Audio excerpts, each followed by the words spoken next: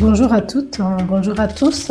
Aujourd'hui, nous allons à la rencontre de Catherine Eloundou, que certains connaissent aussi sous le nom de Catherine est anthropologue de formation, artiste musicienne, militante écologiste, mère et bien d'autres. Elle a choisi l'art pour agir pour l'environnement. Son projet Save Mother Nature est un projet d'éducation populaire qui mêle concerts, ateliers, reboisement dans les écoles. Son but, reconnecter les enfants à la nature, les sensibiliser aux dangers du plastique et leur apprendre des gestes simples pour prendre soin de notre terre-mère. Avec elle, le reggae devient un chemin d'éducation et les enfants des véritables éco-ambassadeurs porteurs d'un avenir meilleur. Bonjour Catherine. Bonjour Mireille. Comment tu vas? Je vais très bien, j'espère que toi aussi. Oui, je vais très bien. Super. Donc Catherine, merci d'être là et de prendre ces temps avec moi. Mais on va prendre le plaisir de comprendre ton engagement, ton projet Save Mother Nature, un projet formidable. Moi, j'ai la chance d'avoir discuté avec toi en lien avec ce projet. Mais avant, j'aimerais qu'on découvre la femme que tu es. Donc, dis-nous qui tu es, d'où tu viens et comment tu as débarqué jusque-là dans ton parcours. Eh bien, j'aimerais d'abord commencer par dire merci et voilà, exprimer ma gratitude d'être là ce matin sur le plateau de Terra Mucho pour parler de mon projet. Plaisir partagé. C'est toujours une excitation d'avoir ce genre d'opportunité de pouvoir parler de ses rêves et de sa vision. Et voilà, l'intro était parfaite, c'était bien dit. Bon, en effet, je suis mère, anthropologue, réalisatrice aussi, technicienne audiovisuelle, multitâche. Parfois, je dis le reggae, il m'a choisi pour pouvoir mener ce combat. Que d'abord, à la base, le reggae, c'est une musique engagée qui a cette particularité de porter des messages conscients, des messages d'éveil de conscience. Voilà, je me suis dit... Et on va arriver, on va en parler, mais avant, dites-nous qui tu es vraiment, d'où tu viens, voilà, et comment tu as atterri dans tout ça, ton parcours un tout petit peu. Oui, je viens d'un petit village qui s'appelle Nkomto, sur la route d'Obala. Donc, je suis une fille étonne. Je suis une villageoise. Ah bon, une villageoise qui vit à Yaoundé. Une fille qui vit dans la joie. Donc, comme tout, et voilà, et je vis à Yaoundé, la capitale, en ce moment, où je suis pas très à l'aise parce que les conditions de vie du village et de la ville, c'est deux mondes différents. Et on a l'impression que le développement ou l'urbanisation, c'est vraiment ce qu'il faut faire à outrance. Pourquoi tu dis développement? tu mets les guillemets et tout. Oui, parce que... Il y a une histoire derrière ça, j'imagine. Les arbres sont les maisons des gens. Et détruire les maisons des gens pour pouvoir construire les nôtres en béton, est-ce que c'est ça le développement? Est-ce qu'il ne faut pas peut-être, je dis pas qu'il faut rentrer à l'époque néo-paléolithique, mais il faut quand même trouver un certain équilibre et de toujours reconsidérer l'importance de cette forêt dans notre vie. Donc, du coup, dans ce petit village, c'est d'où tu viens et comment tu atterris là? Au village, en Nkomto, on vivait vraiment en contact avec la nature. Il y avait les habitudes médicinales qui étaient vraiment liées à la nature, à la forêt, les écorces, ces herbes qu'on ingurgitait, toutes ces purges avec des herbes magnifiques qui nous rendaient la santé. Et à un moment donné, tout ça a commencé à disparaître. J'ai commencé à m'en rendre compte quand j'étais à l'université où j'étudiais l'anthropologie. J'ai constaté qu'il y avait des grands arbres centenaires qui commençaient à disparaître dans mon village parce que effectivement mon village, il n'est plus un village aujourd'hui, ça je peux te le dire Mireille. Ah oui. Oui, il n'est plus un village parce c'est quoi, on est trouve développé. des immeubles en béton. Exactement, et tout ça. à la place de ces arbres centenaires. Ça m'a fait un petit choc. Je me dis, ces arbres-là qui nous ont soigné le palu, les coups qui étaient là, le coupe-là n'est plus là. On a déjà rasé, on a vendu le terrain, on est en train de construire. C'est comme ça que je me retrouve donc en ville. Et en ville, j'essaye de créer un habitat stable dans une zone marécageuse ici dans la ville de Yaoundé sur la nouvelle rue Foué. C'était l'un des premiers jardins éco-touristiques dans la ville de Yaoundé avant Sainte-Anastasie. Et donc avec mon feu mari, nous avons mis sur pied un jardin écotouristique là-bas. Tout se passait bien, les gens venaient se soigner là, acheter des fleurs. C'était parfait, se reposer, pêcher du poisson. D'accord. Et puis malheureusement, à un moment donné, Ce jardin a été détruit par des êtres vraiment insensibles à la biodiversité. Mais c'était quoi leur motivation? Déjà, au départ, c'était une poubelle à ciel ouvert. Et après qu'on ait commencé les travaux et qu'on ait transformé cette poubelle en jardin vert, ils ont pris conscience des richesses que cette poubelle comportait. Et donc après, le greediness a commencé, il a envie d'avoir ce... Et comme le pays est ce qu'il est, avec la corruption et le système est vraiment très très compliqué, donc il y a quelqu'un du système qui a acheté cet endroit pendant qu'on y était, à notre insu. D'accord. C'était un terrain que vous aviez déjà acheté? On ne l'avait pas acheté puisque le marécage, c'est un domaine de l'État. Et on avait une autorisation de produire sur ce marécage, autorisation de la mairie. Et on était un GIC à l'époque. Ah oui, vous étiez un GIC, vous avez transformé cet endroit, vous en êtes occupé. Et puis, bon, ben, ça a paru intéressant pour quelqu'un. Pour quelqu'un de plus riche et de plus... puissant. Et voilà, il s'est approprié cet espace. D'accord. Et actuellement, il y a un grand immeuble, je ne sais pas si c'est un hôtel ou quoi, qui est en train d'être construit là. D'accord. Et à chaque fois que je passe là... Ça se passe en quelle année ça? Ça se passe en 2010. En 2010. Oui. D'accord. Non, pas en 2010, en 2013. C'est en 2013, parce que j'avais déjà accouché de mon premier fils, c'était en 2013. Et donc, quand on se fait prendre cet espace, on se fait convoquer à la gendarmerie. Et puis, derrière notre dos, une douzaine de personnes rentrent dans le jardin et détruisent tout.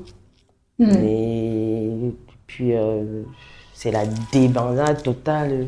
Les animaux sont apeurés, ils ont tout foutu en l'air.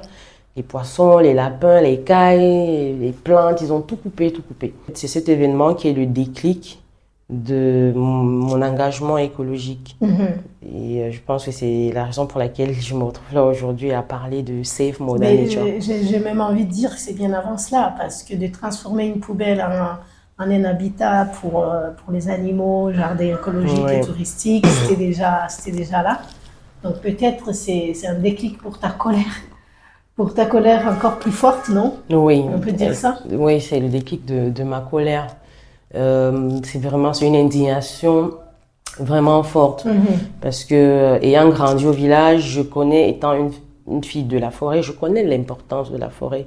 Mais pourquoi se comporter de la sorte? Pourquoi l'homme fait ça?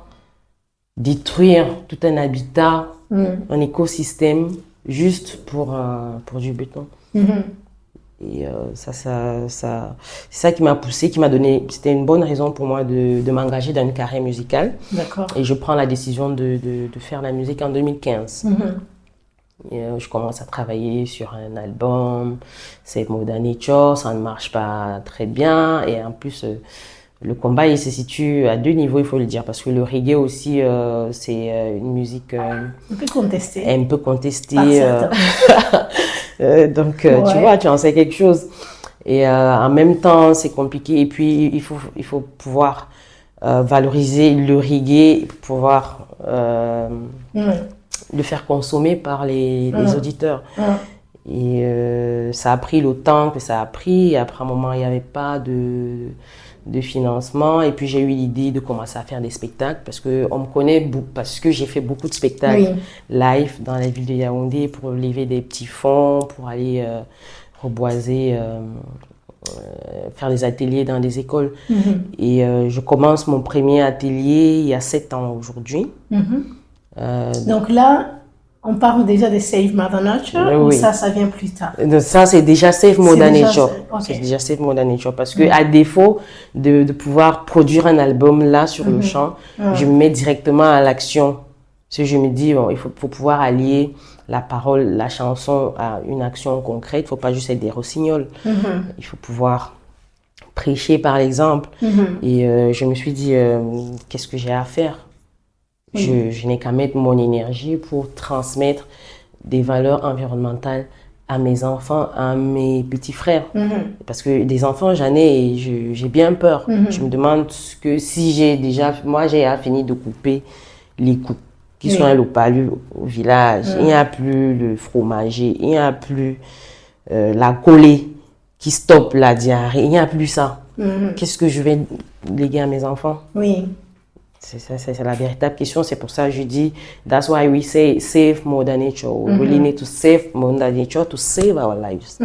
Yeah. Oui, c'est hyper intéressant parce que souvent, quand on parle des militants écologistes ou quoi, ou quand même les militants écologistes même portent cette cause-là, on va dire save the planet. Sauvons la planète, mais je me dis toujours, la planète, elle n'a pas besoin d'être sauvée. C'est en fait nous-mêmes qui nous sauvons. Ah oui, Mireille, parce que ça me permet de rebondir, parce que justement, il y a des gens qui disent, ouais, tu mets ton énergie à combattre, à save la nature, mais attends, c'est pas à toi de le faire.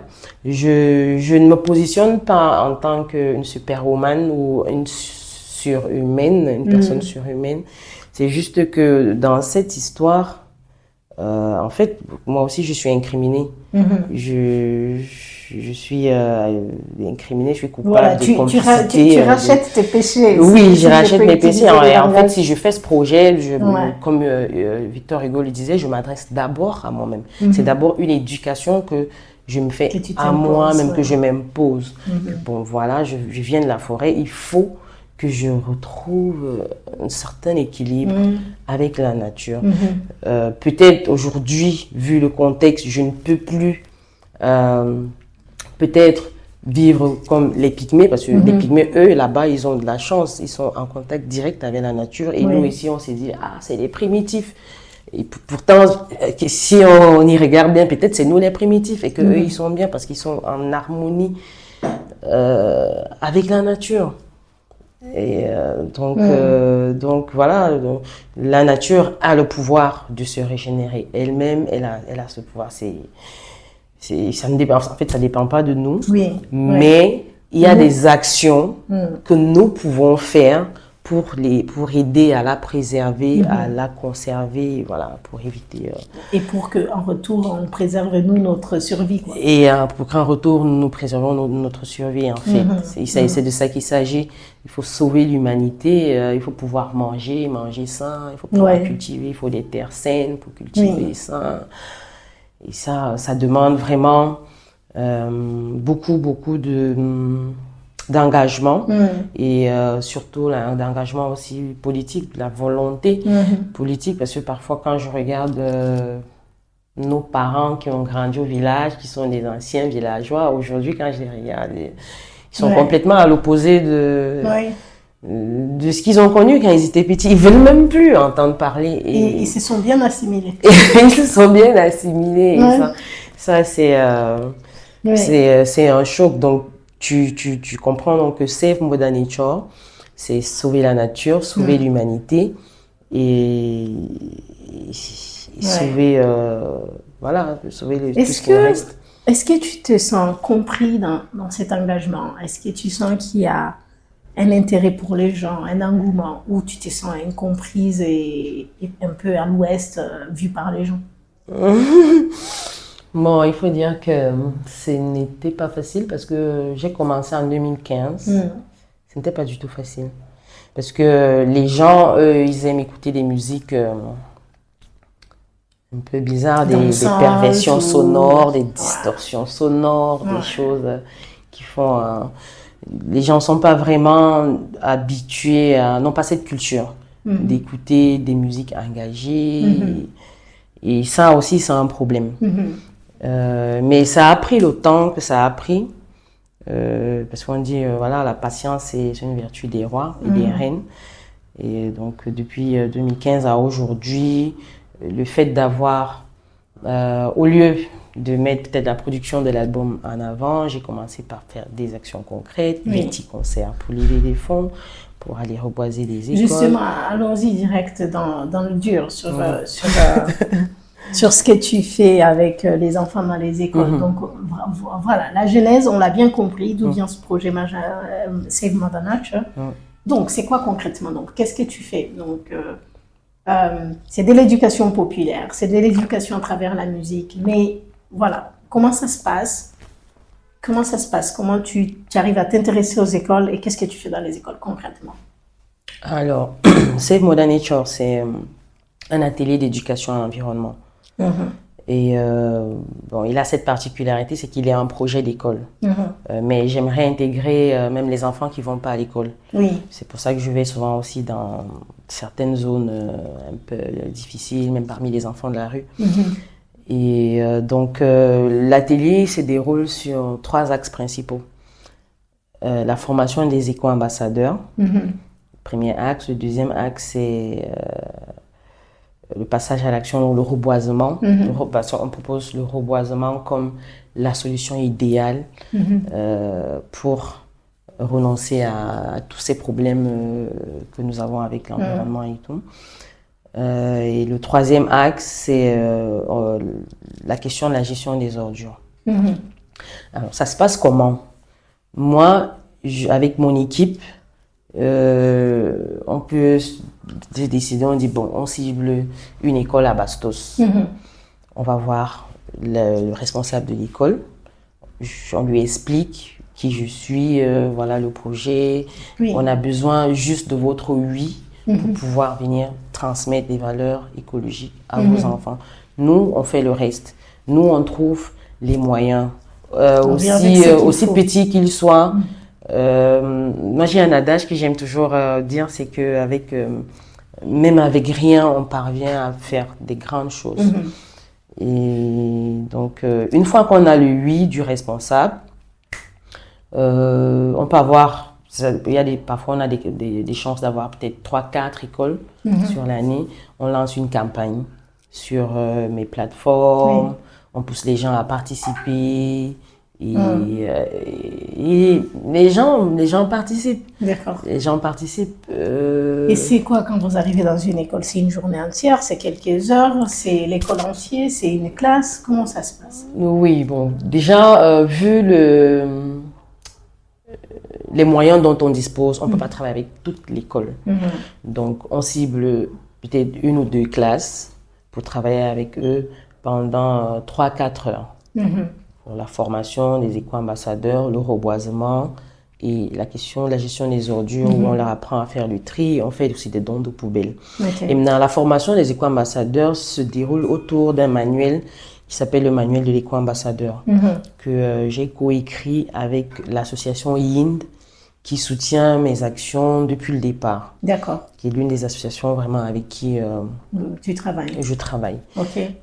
Et donc c'est quoi? C'est quoi un peu les éléments du contenu de cette formation? C'est la sensibilisation justement au plastique, à l'importance de l'art, ou c'est quoi exactement? Qu'est-ce qu'ils apprennent grâce à cette formation? C'est la définition des concepts déjà, l'environnement, l'écologie, c'est quoi un éco-ambassadeur, qu'est-ce qu'il est censé faire. Et puis, voilà, on leur fait aussi des leçons sur l'importance de la forêt qui produit l'oxygène que nous respirons. C'est-à-dire, sans ces arbres, nous n'aurions pas d'oxygène.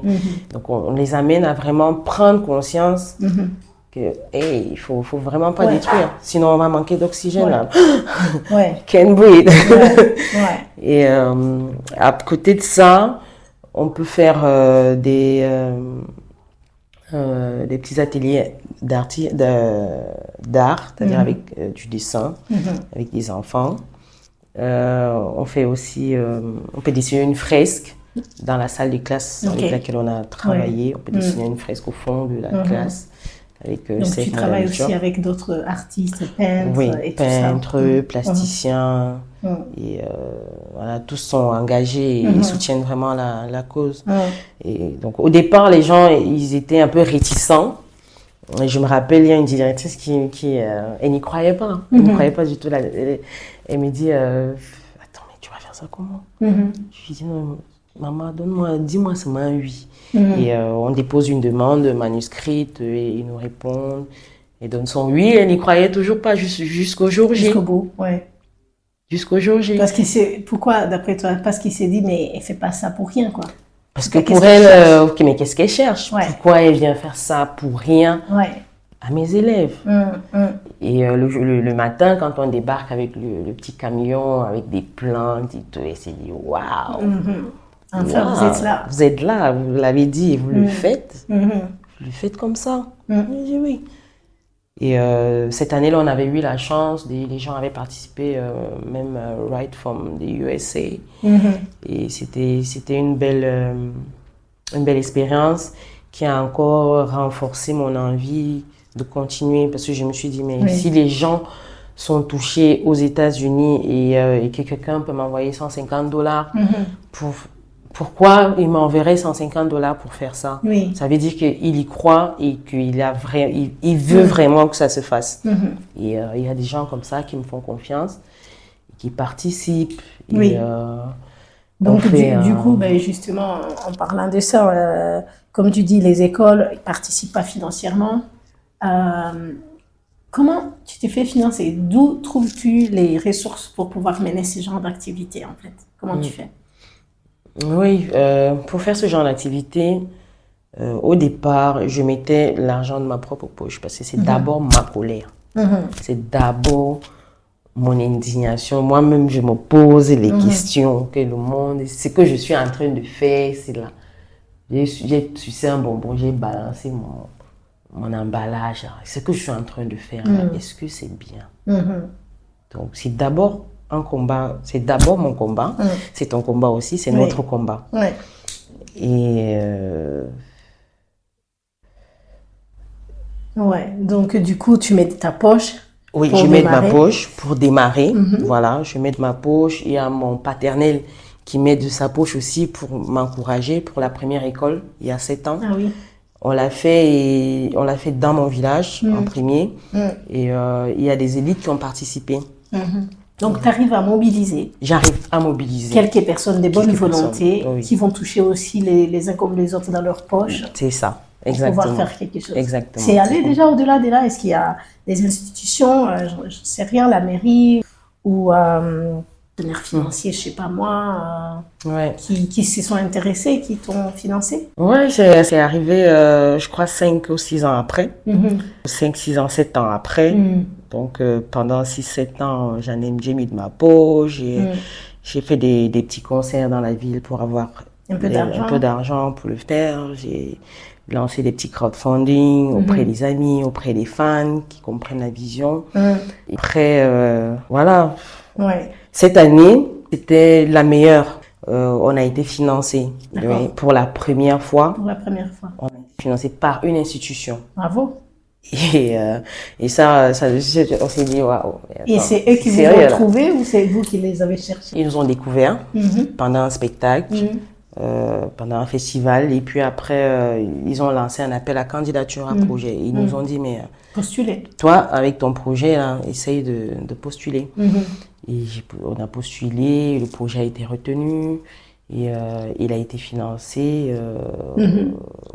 voilà, à hauteur de 500 000 balles pour pouvoir travailler dans le Grand Nord.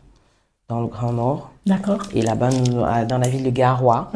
Et ça, c'était financé par l'Alliance française. C'était un grand milestone, quoi. Ça, c'était le high level. C'était vraiment la première fois qu'une institution mettait à disposition un montant pour pouvoir faire. Et c'était un test. C'était un test. Et ce test, on l'a réussi avec brio parce qu'avec 500 000 balles, on a pu reboiser. On a fait des ateliers dans 4 écoles. On leur a prouvé qu'avec rien, on pouvait faire plus. On pouvait faire plus que ce qu'on s'y attend. Et voilà, ils étaient satisfaits, ils étaient contents.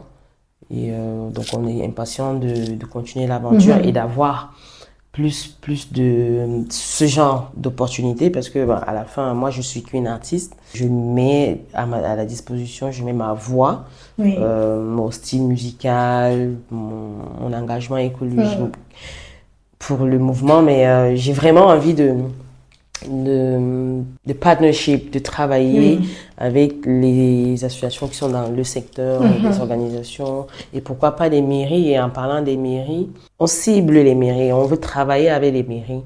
Moi, je me dis que ce serait encore plus facile de pouvoir s'étendre sur les écoles par mairie dans la ville de Yaoundé. Et on espère que avec la sortie de l'album éminent, que ça va pouvoir se faire. Je vais te poser une question assez délicate. Donc, être musicienne et puis porté par un grand engagement écologique comme celui-là, où tu t'investis à fond pour aller faire cette éducation dans les écoles, tu touches dans ta poche. J'ai envie de te demander, tu vis de quoi? Parce qu'il y a les écoles, mais il y a toi, ta famille. Comment tu fais? Tu vis de quoi? Tu as d'autres boulots rémunératrices? C'est clair que j'ai plusieurs casquettes. Donc je parviens à faire plusieurs choses à la fois et parfois je me demande d'où me vient cette énergie. Mais la question ne se pose pas. C'est le grand artiste, le créateur de l'univers qui me fait vivre. En réalité, je ne me pose pas beaucoup de questions et j'évite vraiment d'avoir des doutes sur les choses et je me laisse aller là où il guide mes pas et je ne manque de rien parce que je suis habitante du Jardin d'Éden. Et ce serait bien que chacun commence à l'intégrer dans sa tête. Nous sommes habitants du Jardin d'Éden. Mais j'imagine quand même, tu es un être humain. Oui. Des moments de doute, ça arrive. Oui, des moments de c'est assez, j'en ai marre. Ça arrive. Et quand ça arrive, qu'est-ce qui provoque ça et comment tu fais? Eh bien, ce qui provoque ça, c'est souvent le manque d'argent.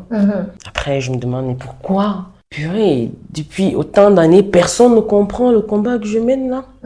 Pourquoi personne ne s'engage à mes côtés? Pourquoi personne ne m'accompagne? Qu'est-ce que je ne fais pas assez pour mériter un peu plus? Pour mériter un peu plus, quoi.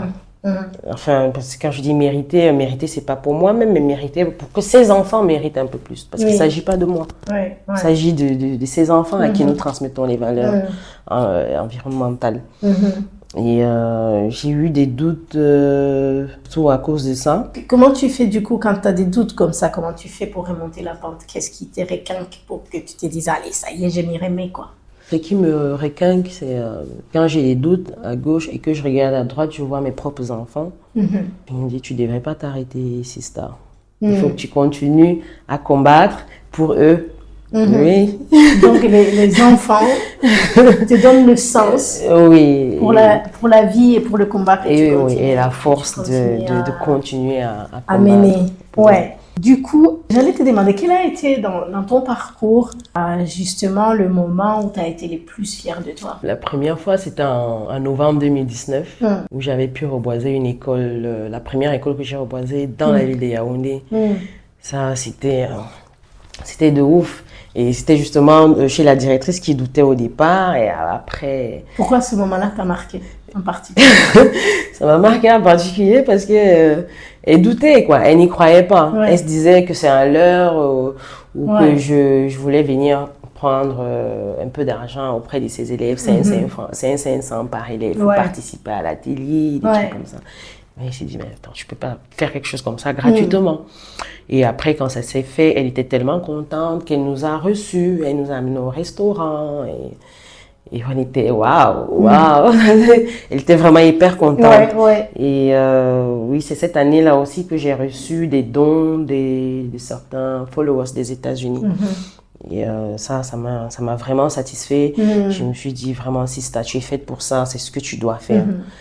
Et puis on avait fait un concert live aussi après ce reboisement à la Case des Arts, c'était super. Je suis passée à la télé, dans une vidéo, waouh. Donc enfin tu t'es dit le message est passé. Le message est passé. On commence à comprendre. Et que c'est vraiment important et que je ne devrais pas laisser.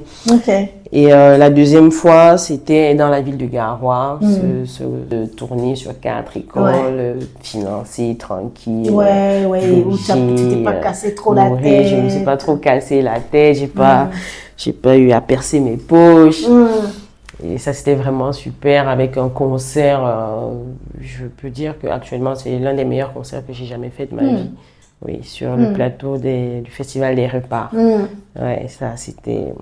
Ouais, super. Et pour toi, du coup, comment tu définis réussir? Qu'est-ce que c'est réussir pour toi? Réussir, c'est pouvoir sortir cet album, Save Mother Nature. Cet album a 10 titres, tous dédiés à la sensibilisation pour la protection de l'environnement. Pouvoir faire une tournée nationale de sensibilisation, une tournée communautaire, une tournée mondiale, pourquoi pas, passer le message. Parce que le reggae, c'est l'une des, je vais dire, sur le marché du festival, c'est quand même, peut-être même avant le jazz, c'est l'une des musiques les plus vendues en festival. Et j'aimerais beaucoup faire des tournées, rencontrer d'autres organismes, faire des concerts. Passer mon message, c'est mon année, ciao. Est-ce que tu veux pas justement passer un petit message? Tu peux nous faire un petit acapella là, d'une de tes chansons qui porte le message écologique?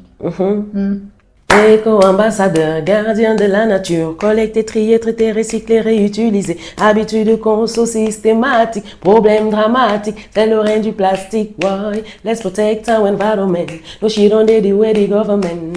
Alors, talk about waste management for sustainable development. Alors, talk about waste management for sustainable development. Alors. Chouette, merci. Solid waste gathers in piles and heaps while we searching for solution. The problem creeps. Why?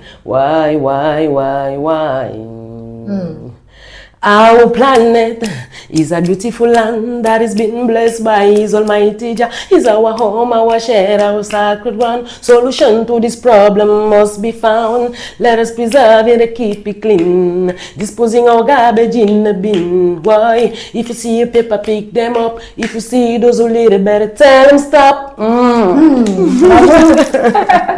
Merci, ça donne envie d'aller écouter tout l'album en tout cas. Il faut le dire, il y a déjà un titre de cet album qui est disponible, EcoSound System, sur toutes les plateformes de téléchargement légal. D'accord. EcoSound System, c'est l'hymne des éco-ambassadeurs. C'est cette chanson que je chante avec des enfants pendant les ateliers. D'accord. Donc, elle est déjà disponible sur toutes les plateformes de téléchargement. Super. On jettera un coup d'œil. Du coup, pour rester justement sur les thèmes réussir, si tu penses à ton engagement justement pour l'environnement, ton engagement musical et tout, y a-t-il des femmes qui t'ont inspiré? Oui, parce qu'à un moment donné, quand j'ai commencé ce combat, même mes parents se demandaient, mais attends, there might be something wrong with her in her brain. Ils se disent quoi? Tu as pété les plombs l'anthropologie là, voilà, ils espéraient voir une chercheuse et là, après, quand je découvre Wangari Maathai avec ses travaux, ses thousands of trees qu'elle a plantés dans le Kenya, je me suis dit waouh, je suis pas encore folle là. S'il y a quelqu'un qui fait ça à côté, ça veut dire que je devrais continuer à le faire aussi de mon côté. Et puis après, ça sera bien pour toute l'Afrique entière. Il y a des artistes aussi qui m'ont inspiré. Il y a Tikenja Fakoli qui fait de la musique engagée politique avec des actions sociales à côté. Il y a parfois il y a Julien Doré qui est en français qui est souvent très accro au sujet questions environnementales. Il y a aussi j'ai découvert il n'y a pas longtemps Nerem Tahar. Je connais pas. Origine du Tchad, mais elle est franco-tchadienne. Oui. Elle fait la même chose que moi en musique. Et au Cameroun, y a-t-il des femmes engagées sur les questions environnementales que tu connaisses et que tu trouves inspirantes? Ouais, au Cameroun, il y a beaucoup de femmes, beaucoup de jeunes femmes aujourd'hui qui sont engagées et dont je respecte aussi la vision et la façon de faire. J'ai peut-être pas des noms, mais j'en ai rencontré. J'en ai rencontré plein et elles sont engagées. Elles ont cette conscience que voilà, en tant que femmes, c'est à nous de mener le combat, c'est à nous de mener la révolution parce que c'est nous qui donnons la vie et c'est nous qui pouvons la préserver. C'est nous qui pouvons la préserver. C'est nous qui la préservons, c'est nous qui éduquons les enfants. Donc si on ne passe pas à l'action nous-mêmes, ça sera un flop. C'est hyper intéressant. Quand je pose toujours cette question des personnes qui ont inspiré, Ben voilà, évidemment, Wangari Maathai revient toujours. Hein, elle a impacté beaucoup de femmes dans le monde et des femmes africaines en particulier. Et ce qui est hyper intéressant, c'est que souvent, il n'y a pas pour moi des noms très proches de nous qui reviennent. Que ce soit ici, que je demande une femme camerounaise, il n'y a pas de noms qui viennent. Ou une femme congolaise, ou je sais pas moi, dans la région et tout. Et pour moi, ça fait partie des combattants à mucho aussi, de se dire, ben, en fait, si on n'a pas des gens qu'on voit qui nous ressemblent, qui on dit, ah oui, j'ai envie de faire comme elle, j'ai envie d'être comme elle. En fait, ça bloque un peu aussi qu'est-ce qu'on peut le devenir. Et du coup, le but, c'est de pouvoir donner des images, mettre en avant justement ces engagements comme le tien ou quoi.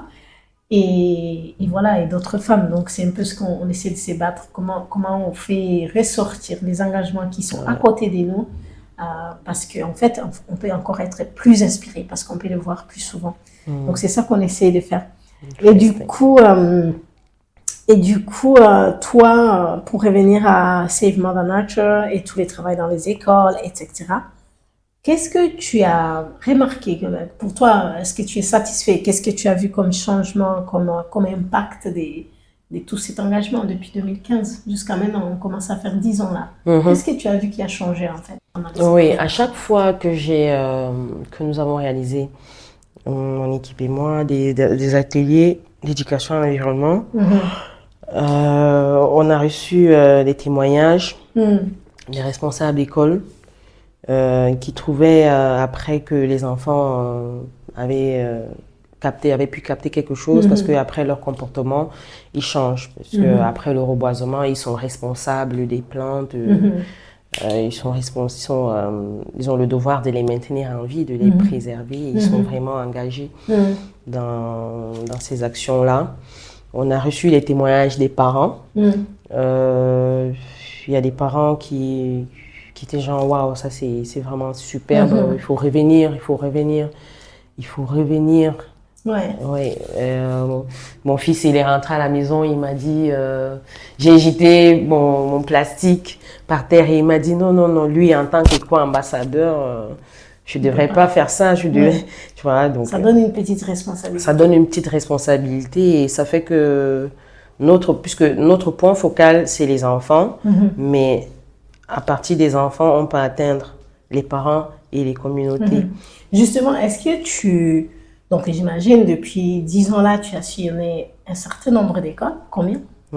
J'ai sillonné une douzaine d'écoles. Une douzaine d'écoles. Est-ce que tu es réparti là-bas, voir qu'est-ce que c'est devenu, mais surtout les arbres qui ont été plantés? Est-ce que tu as fait un peu un retour en arrière pour te dire, ok, qu'est-ce que ça a donné tout ça? Oui, parce que le retour en arrière, c'est toujours une obligation, parce qu'après, il faut aller voir ce qui se passe, si les plantes ont bien pris, si les enfants s'en occupent bien. Est-ce qu'ils ont retenu les leçons du tri des ordures? Comment est-ce qu'ils gardent leurs poubelles? Donc, on repasse toujours. Et quand on arrive, c'est comme l'année dernière. Je suis rentrée dans une école. Oh my God! J'ai retrouvé un goyavier qu'on avait planté il y a 4 ans. Et le goyavier donne déjà des fruits. Et quand j'arrive à l'école, c'est les forêts totales. Les enfants crient, Sista, Save Mother Nature. Ils m'amènent voir les arbres où on va manger ces petits fruits, parce qu'on met les arbres fruitiers et des arbres d'ornement pour faire un peu d'ombrage, pour faire de l'école un endroit agréable. C'est agréable. Et voilà, parfois un enfant peut manquer de goûter, mais il peut cueillir une goyave et se mettre à l'aise avec. Ça fait toujours du bien de rentrer en arrière, de voir ce qu'on a pu réaliser et on s'est dit ouais. Est-ce qu'il y a eu un moment où tu fais un retour comme ça et tu es déçu? Oui, il y a parfois j'ai fait des retours comme ça où j'étais déçue parce que peut-être la terre était pauvre, certains plants n'ont pas bien pris, il fallait repartir avec des plants plantés, parce que en fait nous on a la culture de ne jamais abandonner, never give up. Quelle qu'en soit la difficulté, en fait la difficulté pour nous c'est le tremplin, plus c'est dur, plus Puis c'est bien. Ouais. Plus, on se dit, voilà, on va level up après ces difficultés. Et on reboise. Et parfois même, on va arroser avec les élèves constamment pour pouvoir maintenir... Mais c'est toujours un plaisir de rentrer, de voir ses enfants, peut-être des anciens qui sont là et qui vont te présenter aux nouveaux, qui vont dire aux nouveaux élèves, ouais, voilà, nous on a fait ça l'année dernière. Et ce qui est intéressant aussi, c'est qu'ils reçoivent des attestations. Ah. Donc ils ont un genre de kind of psychological reward. Et quand ils rentrent, la poitrine, moi je suis un éco-ambassadeur. Ouais, c'est ça. Ouais. Ils sont fiers. Ils sont fiers. C'est super. Et du coup, aujourd'hui, maintenant tu es à Yaoundé, quand tu regardes Yaoundé, qu'est-ce qui te semble urgent du point de vue écologique dans la ville de Yaoundé et qu'est-ce qu'il faut faire avec ça? La ville est déjà à un niveau, c'est critique parce que au départ, le plan d'urbanisation devait intégrer tout l'aspect écosystémique. L'homme devrait s'adapter. C'est pas la nature qui doit s'adapter à nous. Et on a déjà commencé par prendre le taureau par les cornes. C'est assez compliqué, mais j'ai la foi on a une chance de pouvoir retrouver un certain équilibre. Et ce que je proposerais à la ville de Yaoundé, c'est avoir plus d'espace vert, plus il en manque. Oui, il en manque. Il faut plus d'espace vert. Moi, je proposerais même une loi, on ne doit plus couper les arbres n'importe comment. Pour pouvoir couper un arbre, normalement, tu devrais avoir une autorisation. Non, on va mettre des immeubles. Tu devrais avoir une autorisation, tu peux pas aller détruire un meuble, parce qu'un arbre aussi centenaire. C'est un immeuble, c'est l'immeuble des gens. Et il y a plein de populations qui vivent là-dedans. C'est toute une ville, c'est tout un pays, c'est tout un univers. Je sais pas, tes espoirs en lien avec ton projet, les développements. Je sais, tu as parlé là de quelques partenariats que tu as fait avec certaines associations. Et ça m'a intrigué en fait justement ce partenariat artiste-association. Si tu avais un mot à dire aux associations, aux ONG en lien avec ça, tu dirais quoi? Je suis votre partenaire. Moi, je vais être votre partenaire idéal pour pouvoir travailler ensemble, mener des actions concrètes sur le terrain. J'ai besoin de travailler avec vous, de pouvoir avoir un accompagnement technique et même scientifique, pouvoir transmettre des valeurs et pouvoir faire grandir le concept Save Mother Nature aux côtés de votre concept à vous. Donc, ceci est un appel à soutien ou un appel à partenariat, voilà, pour pouvoir réaliser des belles choses pour le bonheur des enfants. Et j'ai eu la chance de travailler déjà avec l'association IND, École Durable. J'ai travaillé avec le REMAC, le réseau d'experts en questions écologiques en Afrique centrale. Et j'aimerais travailler avec d'autres organismes. Bon, et on commence à arriver à la fin, on est en train d'atterrir là, Catherine. Si on se revoyait dans 10 ans, qu'est-ce que tu aimerais avoir déjà accompli avec Save Mother Nature? Dans 10 ans, avec Save Mother Nature, j'aimerais pouvoir avoir travaillé avec 10 millions d'écoles. J'aimerais pouvoir avoir planté 10 millions d'arbres partout. J'aimerais pouvoir avoir 10 millions de concerts. 10 millions de concerts pour rester sur ton chiffre. Et voilà, c'est un rêve, mais il n'est pas interdit de rêver. Et c'est un rêve éveillé. Donc, restons éveillés, restons conscients et menons le combat qui est le nôtre. Parce que ce n'est pas encore vraiment ça.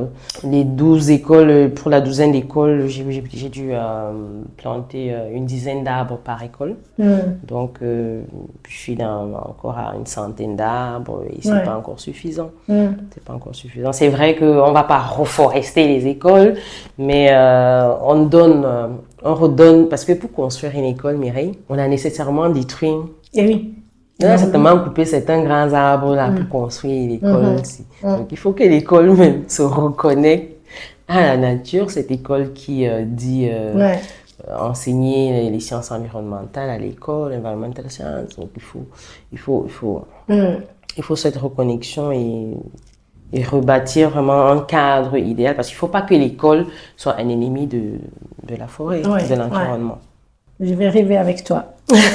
Par rapport à ça, en tout cas, merci énormément, Catherine, d'avoir partagé ce moment avec moi. Merci. D'avoir partagé cette énergie, cet engagement hyper fort à faveur de l'écologie. Donc, c'est aussi une histoire de... Vraiment, ce que je retiens avec cette discussion, l'écologie, c'est aussi une histoire de transmission des cultures et des cœurs. C'est avec ça que je pars et je te dis merci. Merci beaucoup, Mireille. Merci à tous les auditeurs de Terra Mucho. Merci à tous les nature lovers. Et on se dit à très, très bientôt. Voilà, je m'appelle Sista Sen. Vous pouvez me suivre sur toutes mes plateformes Facebook, YouTube, Instagram, TikTok, Twitter. Sous le nom Sista Sen Official. Super. Merci. Bless up.